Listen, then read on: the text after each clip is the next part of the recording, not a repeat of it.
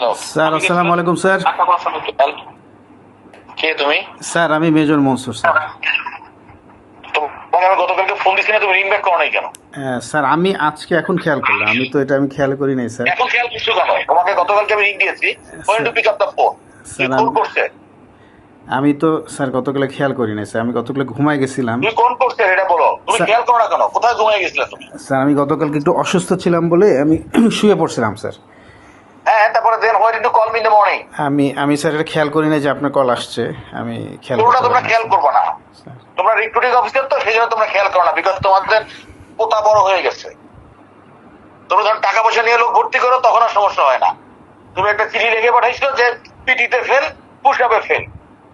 PT fail pass করায় তা বিএমএতে গেলে সে আর্মিতে পাস করে না, আবার বিএমএ থেকে পাস করে আসতে বলে আর্মিতে পিটিতে ফেলে ফেল করে।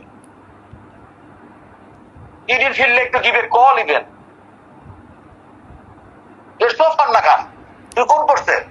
Sir 31 sir. তো তোমার এত ফান্না হয়ে গেছে তোমাদের, সব লোক ভর্তি করে পয়সা খেয়ে, আমরা জানি না এত পয়সা, আমরা সারাদিন দেখি তোমার টাকা পয়সা খেয়ে তোমাদের লোকজন ভর্তি হয়। একমাত্র মিলিটারিতে টাকা খেয়ে লোক ভর্তি হয়। That's I have told to me AG that day. And you don't hesitate to give me a call again once I give you the call.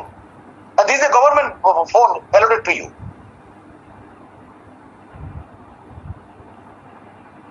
তোমাদের প্রবলেম আছে, প্রমোশন হয়নি কেন? স্যার যোগ্যতা নাই দেখে স্যার। হ্যাঁ, disprove these things.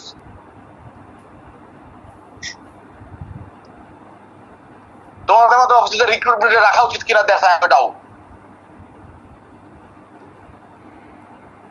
সেই মনিও কারো কাছে স্বপ্ন পূরণ, কারো আনন্দের উপলক্ষ, আবার কারো জীবন পাল্টে দেওয়ার মুহূর্ত, কখনো জীবন বাঁচাতে সর্বোচ্চ গতিতে উড়ে চলা, কারো আবেগের শেষ মুহূর্ত, আপনজনের শেষ বিদায়ে সামিল হওয়া।